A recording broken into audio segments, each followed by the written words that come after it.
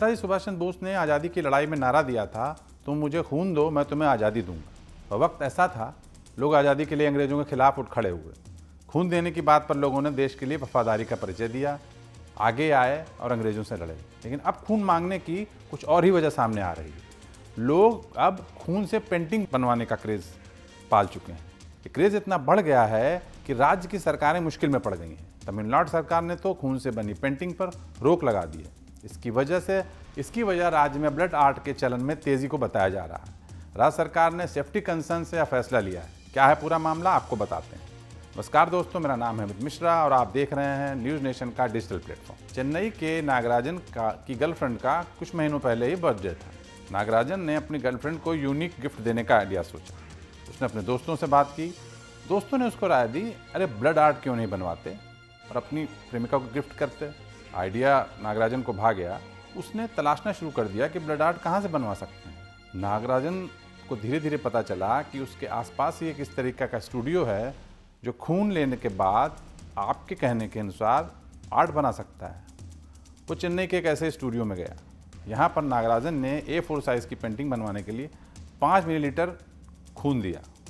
तमिलनाडु में नागराजन ऐसा अकेला नहीं, उसकी तरह ही सैकड़ों मामले आए हैं जिसमें लोग अपनों के लिए खून से पेंटिंग बनवा रहे हैं। 28 दिसंबर 2022 को तमिलनाडु के health minister M.A. Subramaniam Chennai में अचानक खून से पेंटिंग बनाने वाले एक स्टूडियो में पहुंचते हैं। यहाँ पर पेंटिंग के लिए रखे गए कई ब्लड सैंपल देखकर उनके होश उड़ जाते हैं। वो उनके साथ में रखी हुई नीडल्स भी देखते हैं। यह सब उनके लिए हैरान करने वाला था। उसी वक्त वो खून से पेंटिंग बनाने वाले स्टूडियो पर एक्शन लेने की बात करते हैं और उस पर बैन लगवाते हैं। मंत्री सुब्रमण्यम ने कहा कि कोई व्यक्ति या संस्था खून से पेंटिंग बनाते पाया जाता है तो उसके खिलाफ आपराधिक कार्रवाई की जाएगी।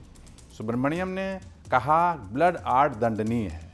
ब्लड डोनेशन एक पवित्र कार्य है, लेकिन ऐसे उद्देश्यों के लिए खून निकालना मंजूर नहीं है। प्यार और स्नेह दिखाने के कई और भी तरीके हो सकते हैं, इसमें ब्लड आर्ट को शामिल नहीं किया जाना चाहिए। जब इस पूरे मामले की जांच हुई तो पता चला कि स्टूडियो में ब्लड लेने की प्रक्रिया तय प्रोटोकॉल के अनुसार नहीं होती। यहाँ एक ही निडल यानी सुई से कई लोगों का ब्लड निकालने का काम होता है। इसमें आम लोगों में इन्फेक्शन फैलने का खतरा लगातार बना रहता है। आपको बता दें कि कोई भी इस्तेमाल की हुई निडल से दूसरे इंसान में बीमारी आसानी से ट्रांसफ़र हो सकती है। हेल्थ एक्सपर्ट के मुताबिक तमिलनाडु में तेज़ी से ट्रेंड बढ़ रहा है, जो कि बहुत खतरनाक है। यह चिंता की बात है और लोगों को इससे बचना चाहिए। किसी इंसान के शरीर से खून निकालने के लिए सिर्फ और सिर्फ लैब टेक्नीशियन या नर्स या फिजिशियन को ही अनुमति होती है। कोई साधारण इंसान किसी दूसरे इंसान के शरीर से खून निकालकर उसको उस तरीके से सहज नहीं सकता। उनके अनुसार यह समझ से परे है कि लोग जोखिम मोल लेकर ऐसे स्टूडियो में अपना खून निकलवा रहे हैं।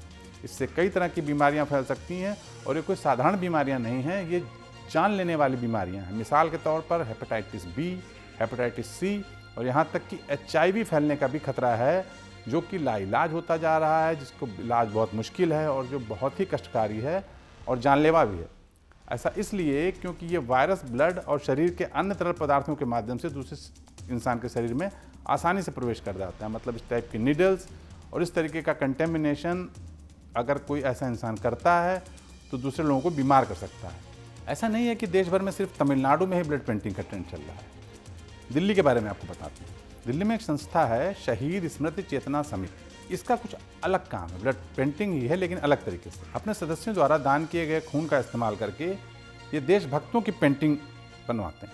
रविचंद्र गुप्ता नाम के रिटायर्ड स्कूल प्रिंसिपल ने इस संस्था की शुरुआत की थी। ये संस्था अब तक 250 से अधिक ब्लड पेंटिंग बना चुकी है। यहाँ बनी ब्लड पेंटिंग्स दुनिया भर के संग्रहालयों में लगाई गई हैं। इस संगठन के प्रमुख प्रेम शुक्ला का कहना है कि संगठन के सदस्यों से ब्लड लेते वक्त सभी नियम और मापदंडों का पालन किया जाता है। उनका कहना है कि लोगों में देशभक्ति जगाने के लिए ऐसा किया जा रहा है। इसके पीछे क्या लॉजिक हो सकता है? जब ये पूछा गया प्रेम शुक्ला से तो उन्होंने कहा कि तस्वीर खून से बनी हो तो लोग इसमें अधिक रुचि दिखाते हैं। इसकी वजह से खून को देखकर लोगों में भावनाएं पैदा होती हैं। ये उनका तर्क है। अब सवाल यह उठता है कि आखिर क्यों लोग खून से पेंटिंग बनवाते हैं? देखने वालों के बीच में क्या रुचि हो सकती है? समाजशास्त्रियों का कहना है कि खून लोगों का ध्यान खींचता है। भारत में खून को वफादारी से जोड़कर देखा जाता है। खून के वफादारी से रिश्ते पर कुछ किस्से भी सुन लीजिए। साल 2004 में चेन्नई में एक शख्स ने जयललिता के लिए एक पेंटिंग बनाई। खून से पेंटिंग बनाई और उनके घर वो पेंटिंग लेकर पहुंचा। जयललिता इतनी खुश हुई कि उन्होंने उस व्यक्ति को एक प्लॉट गिफ्ट कर दिया। बताते हैं इस प्लॉट की कीमत करोड़ों में थी। ये किसी एक प्रदेश का मामला नहीं है। दूसरा किस्सा सुनिए।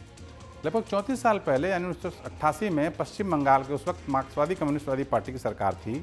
राज्य में पावर प्लांट लगाने के लिए केंद्र सरकार ने राज्य को पैसा देने से मना कर दिया।